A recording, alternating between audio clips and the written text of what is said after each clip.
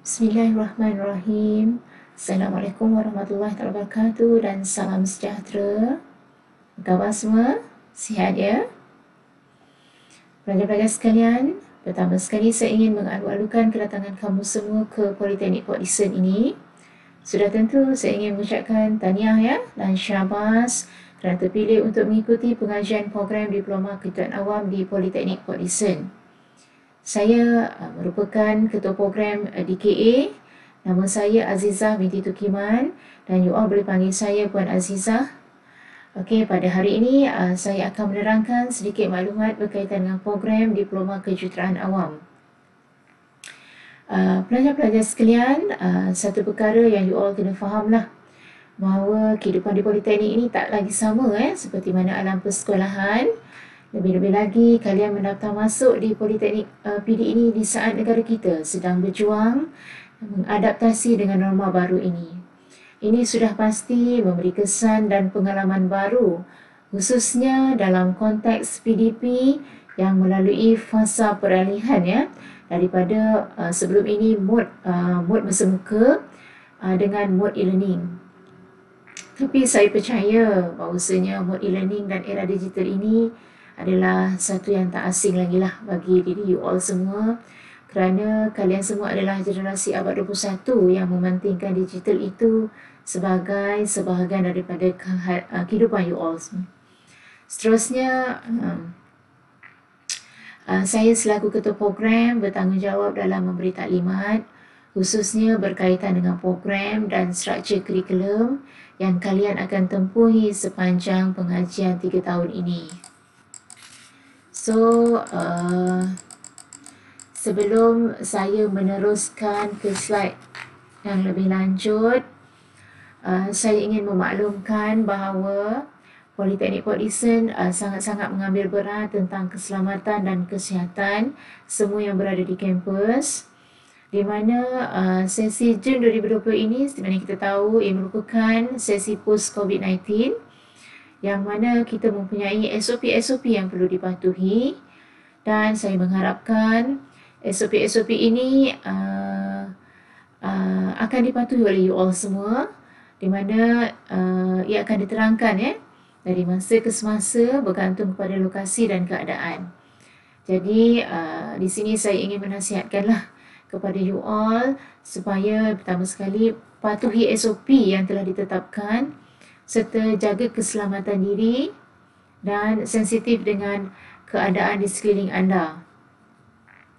Sebelum itu, saya ingin memaklumkan sedikit berkenaan general SOP yang perlu anda ikuti. Okey, yang pertama sekali elakkan 3S. Okey, 3S ni atau 3C, iaitu tempat yang sesak, tempat yang sempit dan tertutup, bersembang dekat-dekat. Tak payahlah nak bersembang dekat-dekat ya. Namun demikian, whatever dan keadaan apa jua, you all kena jagalah social distancing 1 meter ni. Seterusnya, amalkan 3W. Apa itu 3W? Yang pertama sekali, wash. Okey, kerap cuci tangan dengan air dan sabun. Okey, you all bawalah hand sanitizer tu ke mana sahaja supaya mudahlah. Okey, yang kedua, wear. Pemakaian face mask saya mengharapkan you all sentiasalah pakai pelitup muka seperti mana yang disarankan oleh KKM ya. Yang ketiga, one, amaran ni. Jangan bersalaman atau bersentuhan antara satu sama lain. So, tak perlulah kita nak bersalam-salaman, sentuh-menyentuh antara satu sama lain. Yang kedua, amalkan etika batuk dan bersin dengan yang sebaik-baiknya lah, tutup. Yang ketiga, lakukan disinfection. Ini adalah tugas pihak kami sebagai Politeknik, memastikan tempat-tempat ni dilaksanakan disinfection ni mengikut jadual yang ditetapkan. Yang kedua, sekiranya tidak perlu ke mana-mana, sila pasien duduk di asrama atau duduk di rumah. Dan yang penting, you all kena dapatkan rawatan jika didapati bergejala. Okey, seterusnya saya akan menerangkan berkaitan dengan maklumat jabatan kita, iaitu Jabatan Kejuruteraan Awam. Okey, di mana Jabatan Kejuruteraan Awam ini terdiri daripada 3 program lah, iaitu program Kejuruteraan Awam sendiri, Diploma Kejuruteraan Awam DKA. Yang kedua, Diploma Seni Bina DSP. Yang ketiga, Sarjana Muda Sains Perumahan Bangunan Perancangan dan Seni Bina. Okey, ini pula adalah merupakan carta organisasi di mana Jabatan Kejuruteraan Awam ia diterajui oleh Puan Ruslinda binti Abdullah selaku Ketua Jabatan Kejuruteraan Awam dan dibantu oleh 3 ketua program, iaitu saya, Ketua Program Diploma Kejuruteraan Awam, yang mana saya mempunyai 56 staf pendidikan, iaitu pensyarah-pensyarah. Yang kedua, Puan Zarid Sofia selaku Ketua Program Diploma Architecture, dan Puan Siti Amirah binti Muhtaram selaku Ketua Program Bachelor of Science Housing, Building and Planning, yang mana Seni Bina berkongsi pensyarah itu seramai 29 staf. Okey, seterusnya adalah ingin saya terangkan sedikit majoriti kelayakan akademik staf kita adalah di kalangan pensyarah-pensyarah yang mempunyai kelulusan master dan juga degree, dan juga pensyarah kita mempunyai juga PhD holder seramai 5 orang. Okey, seterusnya ini merupakan visi dan misi Politeknik Port Dickson yang you all semua kena tahulah, di mana visi kita adalah menjadi institusi TVET terunggul bertaraf global. Seterusnya, misi kita ada 3, iaitu menghasilkan graduan TVET berkualiti, holistik dan seimbang serta berciri keusahawanan yang memenuhi keperluan negara. Yang kedua, membangun dan melestarikan kerjasama pintar dengan pihak berkepentingan dalam dan luar negara. Seterusnya, yang ketiga, memberi manfaat kepada masyarakat melalui pendidikan, penyelidikan dan inovasi. Okey, slide seterusnya. Untuk program Diploma Kejuruteraan Awam ini, you all sepatutnya kena tahulah apa itu Diploma Kejuruteraan Awam. Diploma Kejuruteraan Awam ini sebenarnya program yang telah didesain untuk menghasilkan pelajar yang mempunyai knowledge, pengetahuan, skill dan juga attitude ataupun kefahaman dari aspek apa? Dari aspek persekitaran, industri pembinaan, reka bentuk pembinaan dan juga infra. Infra berkaitan dengan civil engineering, contohnya jambatan, apa lagi? Terowong, apa lagi? Jalan raya dan sebagainya lah. Di samping itu juga, program DKA ini adalah program yang direka untuk menyediakan pelajar yang didedahkan dengan kemahiran insaniah, soft skill, kemahiran berkomunikasi dan kerja berpasukan, supaya graduan kita boleh berkomunikasi, berinteraksi antara satu sama lain, antara rakan sekerja ataupun teamwork. Di samping itu, untuk makluman, you all semua tahu tak apakah job prospect bila you all semua telah bergraduate nanti? Tahu tak? Okey, saya terangkan sedikit lah. Untuk makluman, you all semua nanti setelah pelajar-pelajar semua bergraduan, sebenarnya pelajar layak untuk menjawat antara jawatan-jawatan yang tertera di layar inilah. Contohnya technical assistant. Boleh menjadi pembantu teknik. Ini post di sektor government satu masa dulu, iaitu pembantu teknik lah. Sekiranya you all semua lebih berminat untuk bekerja dalam environment site, boleh menjawat jawatan sebagai site supervisor. Site supervisor adalah dia full standing supervision on site. Juga you all boleh menjadi inspector of work. Di samping itu boleh menjawat juga sebagai assistant engineer, penolong jurutera. Dan kita juga sebenarnya encourage you all semua to become an entrepreneur, seorang usahawan yang berjaya. Contohnya boleh menjawat sebagai kontraktor, mempunyai company sendiri, jadi seorang usahawan yang berjaya lah dalam bidang kejuruteraan awam. Di samping itu juga boleh menjawat sebagai health and safety officer, boleh kerja sebagai research assistant, sama ada di universiti ataupun di pusat-pusat penyelidikan. Manakala dalam bidang manufacturing pula, you all boleh bekerja sebagai quality control assistant engineer ataupun material coordinator.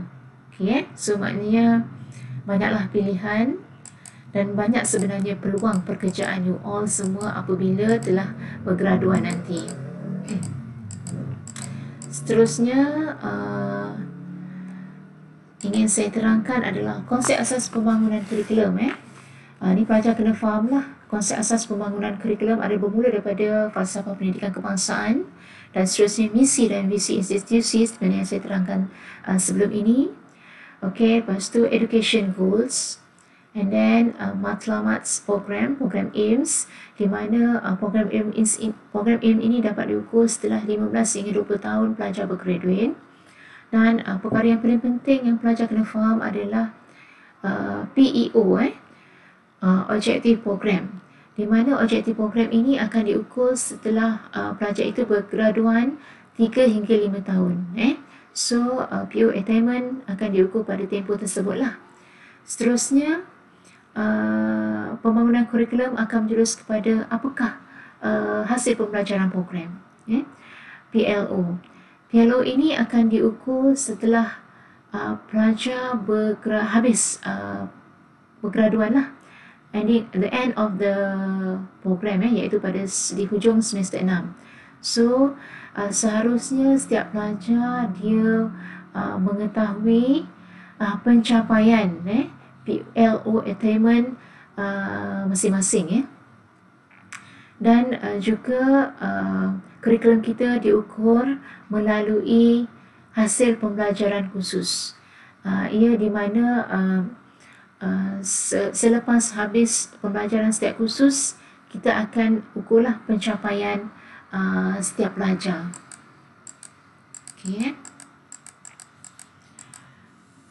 Ini merupakan PEO untuk program Diploma Kejuruteraan Awam. Kita mempunyai 4 PEO. PEO yang pertama, working in the field of civil engineering. PEO kedua, lead or a team member to support their role in industrials. Yang ketiga, engage in activities to enhance knowledge or starting embark their own enterprise. Yang keempat adalah fulfill professionals and communities responsibilities conforming to ethical and environment value. Seterusnya ni perkara yang paling penting pelajar kena tahulah. Sebabnya dalam apa jua audit dia akan ditanya apakah program learning outcome untuk program Diploma Kejuruteraan Awam. Kita mempunyai 12 PLO yang pelajar-pelajar kena faham. Kalau ingat lagi baguslah. Yang pertama adalah knowledge, iaitu student can apply knowledge of applied mathematics, applied science, engineering fundamentals and engineering specialization. Yang kedua, problem analysis. Pelajar mampu to identify and analyze well-defined engineering problems. Yang ketiga, design developments of solution. Pelajar boleh design solutions for well-defined technical problems. Yang keempat, investigation, can conduct investigations.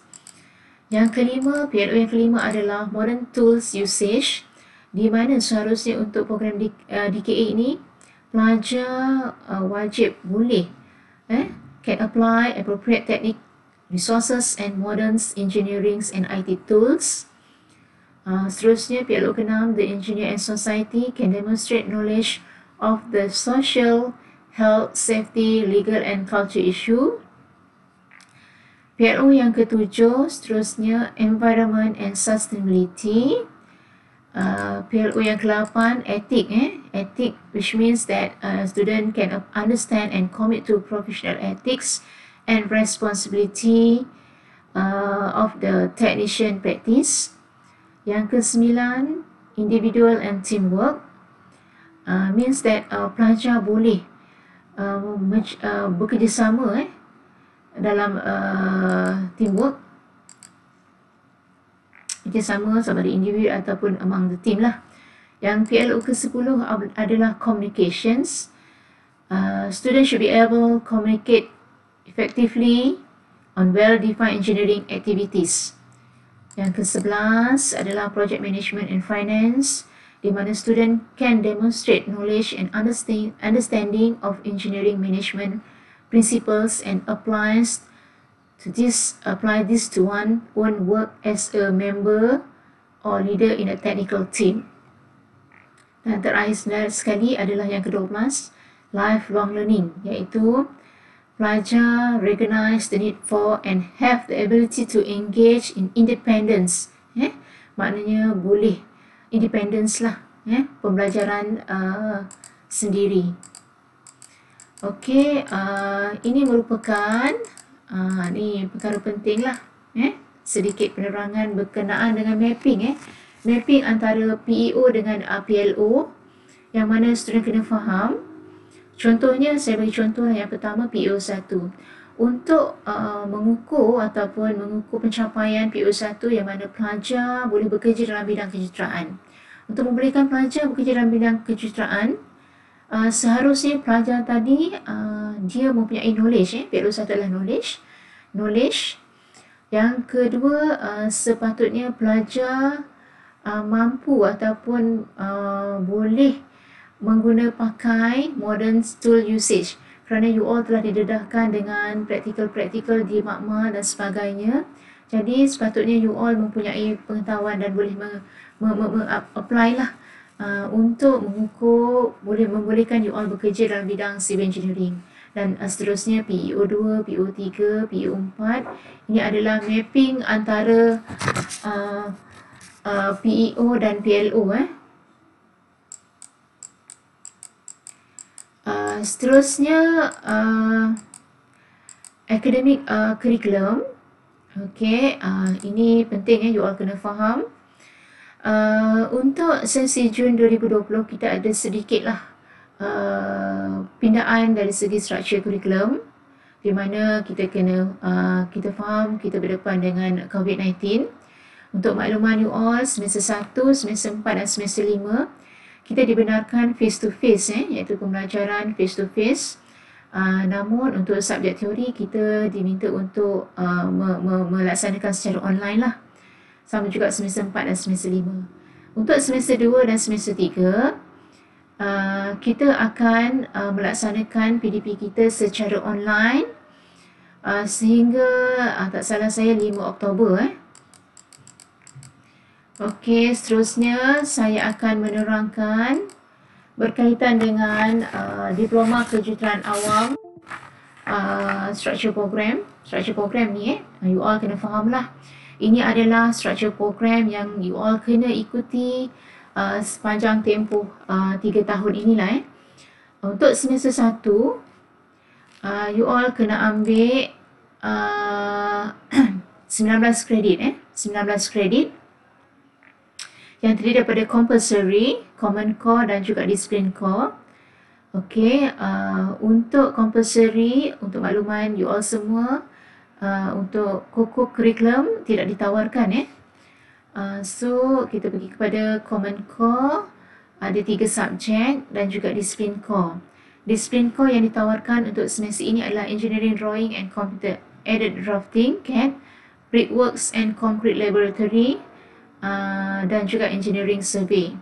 So memandangkan you all boleh semester 1 dibenarkan berada di politeknik dan face to face, jadi struktur program diubah sedikit, core disiplin ini ditukar kepada sedikit praktikal Seterusnya semester 2 you all kena ambil 16 kredit.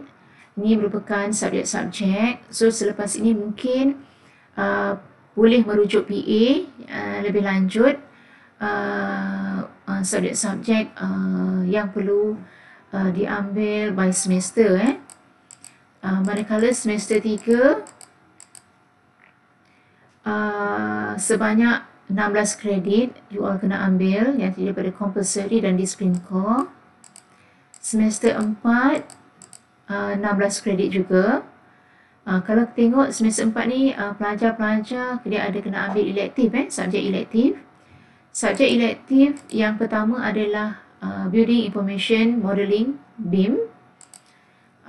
Seterusnya semester 5 1, 2, 3, 4, 5 khusus campur elektif 6, di mana dengan kredit adalah 15 kredit. Ingin saya nyatakan di sini bahawa minimum kredit yang boleh diambil oleh pelajar adalah 12 dan maksimum kredit mengikut manual e-tech adalah tidak boleh dibenarkan lebih daripada 18.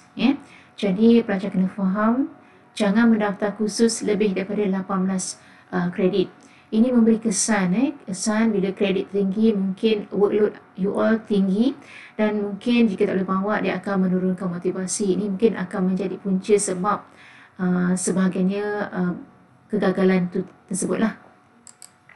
Okay, untuk semester 5 kita ada subjek elektif. Subjek elektif ni kita ada pilihan sama ada building services ataupun environment pollution and control.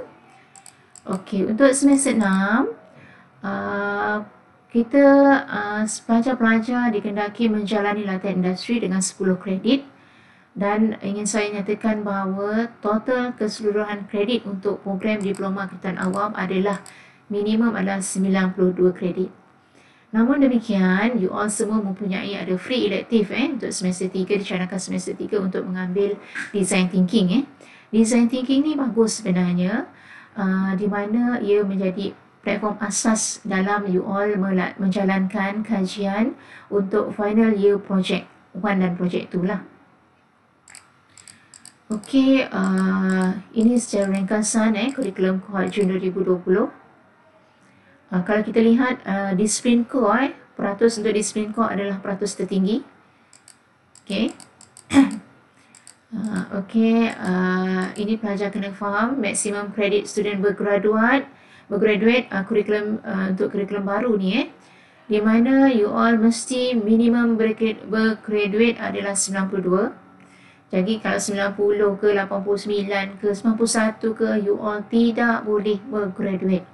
Okey, di samping itu juga sekiranya bahasa kebangsaan ini you all sekiranya bahasa Malaysia you all tidak kredit, pelajar-pelajar dikehendaki mengambil bahasa kebangsaan dengan 2 kredit. Dan sekiranya pelajar berminat untuk mengambil free elective design thinking tadi, dibolehkan, amat-amat dialu-alukan dengan 2 kredit. So maksimum untuk kredit bergraduan adalah 96. Tak apa, nanti mungkin PA akan menjelaskan lebih terperinci lah. Okey, ini tak perlulah saya jelaskan course code ni coding maksud ni. Okey, ini adalah surat arahan penawaran khusus MPU 22042 iaitu bangsa kebangsaan. Bermula daripada kurikulum baru sesi Jun 2019, pelajar-pelajar yang tidak berkredit BM saya ingin ingatkan di sini, mohon sangat-sangat supaya maklumkan kepada penasihat akademik dan juga awak pastikan awak mengambil bahasa kebangsaan.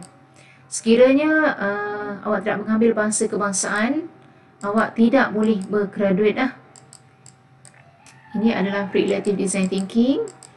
Okey, seterusnya saya ingin menerangkan berkaitan dengan kurikulum berkredit dengan kurikulum tidak berkredit.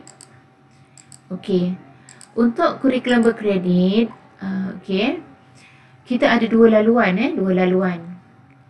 Laluan yang pertama, semester 1 you all ambil sukan. Kalau rasa minat laluan pertama, kita ambil laluan pertama, sukan. Semester 2 kita ambil kelab atau persatuan pula, dua kredit ni.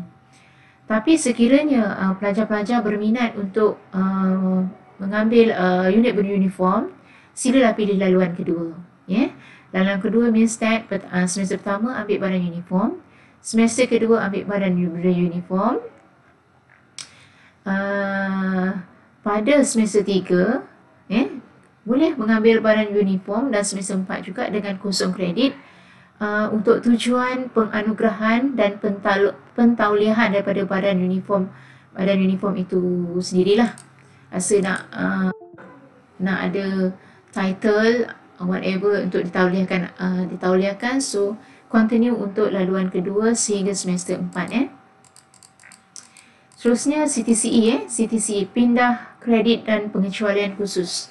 Pindah kredit dan pengecualian khusus ini hanya kepada pelajar yang layak. Dua kategori, iaitu secara menata dan vertikal. Namun demikian, ketua program akan membuat kesetaraan khusus. Jika dia melebihi 80%, maka layak. Jika tidak, kita memang tak layak lah. Okey, seterusnya PDP kita pelaksanaan PDP kita adalah 14, kalau tengok kuliah kita adalah 14 minggu, di mana minggu ulang kaji kita adalah 1 minggu dan minggu peperiksaan kita 3 minggu. Untuk teaching and learning delivery, kita pakai CDOS, CDOS, Curriculum Information Document Online System, dan kita memang mengaplikasikan OBE. Semua pelajar boleh melihatlah dalam sistem SPMP ni semua ada maklumat berkaitan HEP, berkaitan daftar untuk daftar khusus, ULPL, KAMSIS, ISM iaitu pemarkahan sebagainya, ICOCO untuk mendaftar KOKO, kaunseling, sistem penasihatan akademik, FRP, dan juga FRP untuk pensyarah, untuk LMG jika awak bergraduate dan sebagainya. Ini merupakan untuk industrial advisor. Saya ingin jelaskan sedikitlah. Kenalkan, kita mempunyai kalau ikut penasihat industri kita ada 3, iaitu daripada AJA, daripada JKR, daripada jurutera perunding iaitu Al-Jamil, jurutera perunding JBI ni. Seterusnya penasihat program kita ada 2, iaitu Profesor Madya Dr. Chan Chimin daripada UTHM dan juga Profesor Madya Dr. Zawawi, dan insyaAllah kita akan ada pertukaran sedikitlah penasihat program. Untuk rakan industri, kita memang berkolaborasi dengan industri-industri dan juga institusi seperti Politeknik Negeri Medan Padang, Politeknik Negeri Medan. Manakala sedikitlah aktiviti kolaborasi kita, kalau kita lihat kita berkolaborasi dengan industri-industri di mana ini adalah untuk meningkatkan pencapaian PLO kita. Ini antara kita punya kolaborasi lah bersama industri. Kita melaksanakan training and then bengkel, ni IBS DIY, pembinaan rumah IBS, itu dia berkolaborasi dengan industri.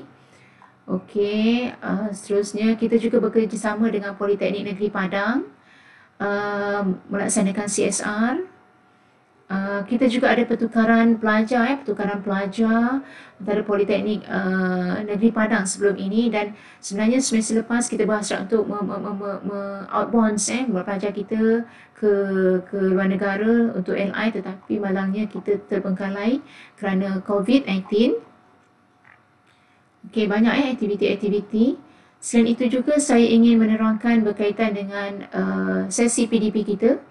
Selain daripada kita keluar, kita juga membawa pelajar keluar, dan juga contohnya kita melawat tapak pembinaan, batching plant, kita site visit ke factory, kita pergi ke smart tunnel, banyak aktiviti-aktiviti yang kita laksanakan. Kita juga menjemput industri untuk datang ke Politeknik Port Dickson ini untuk berkongsi ilmu kepada pelajar-pelajar kita. Ini merupakan aktiviti-aktiviti, contohnya Civil Engineering Week. Bomba datang untuk memberi taklimat berkaitan dengan fire safety dan sebagainya. Banyak aktiviti lah. Ini merupakan pencapaian bersama industri kita untuk 2019 67 jam, 2018 107 jam dan 2017 89 jam. Ini merupakan KPI kita di mana setahun kita perlu bersama dengan industri minimum 50 jam. Untuk added value program juga, kita telah memastikan pelajar kita menghadiri kursus-kursus upskilling, contohnya kursus sijil kemahiran kecekapan, ABM dan sebagainya. Di samping itu juga, kita juga melaksanakan program-program CSR, iaitu contohnya ini adalah CSR di Kampung Baru Masin, Parlimen Besut, di mana kita diminta untuk membina satu rumah IBS. Ini adalah program-program CSR.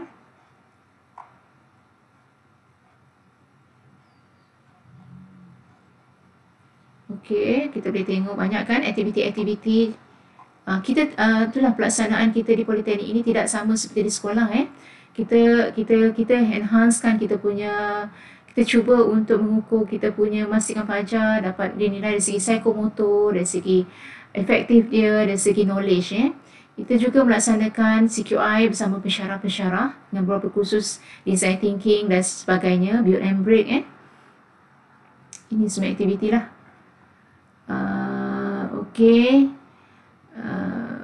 OBE adalah benda yang utama, outcome based education, di mana kita student centered. Teknik pengajaran dan menarik minat pelajar, banyaklah aktiviti-aktiviti OBE yang kita laksanakan. Pencapaian, ingin saya share juga segala pencapaian pelajar kita. Pelajar-pelajar kita telah berjaya dalam meraih peringkat-peringkat sama ada peringkat antarabangsa, kebangsaan atau politeknik. Antaralah ini antaranya berjaya meraih gold medal MTE 2019. BMREC juga kita berjaya Johan dengan pencapaian berapa ribu kita dapat tu. Juga Polyskill untuk ni tahun lepas Polyskill. Lagi ini semua IBS Challenge, iCompax, banyaklah. Di samping itu juga bersyukur ada sebahagian pelajar kita mendapat full scholarship from Gabuda Berhad, dan ada beberapa scholarship yang ditawarkan. Ni dari segi aspek sukan, dari aspek keusahawanan.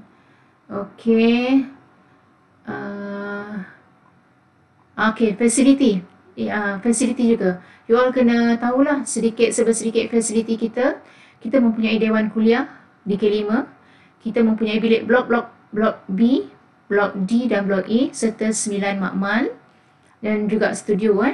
Ini merupakan lab-lab kita, contoh lab structure, lab concrete, lab survey, lab geoteknik, lab highway, lab hidrolik dan sumber air, studio. Ini adalah lab komputer kita. Ini adalah keadaan classroom kita di blok D, E dan sebagainya. Ini adalah di K5 kita. Sesi taklimat saya pun berakhir. Jadi sebelum saya akhiri taklimat ini, sekali lagi terima kasih saya ucapkan kerana you all semua memilih Diploma Angkutan Awam sebagai pilihan. Saya yakin pilihan kamu semua adalah sangat tepat dan pastinya memberi pulangan yang baik. Dan jika kalian benar-benar tekun dan berusaha dalam memikul tanggungjawab sebagai seorang pelajar, insya-Allah akan berjaya. Selamat maju jaya dari saya. Dan Assalamualaikum warahmatullahi wabarakatuh. Dan good luck. Terima kasih.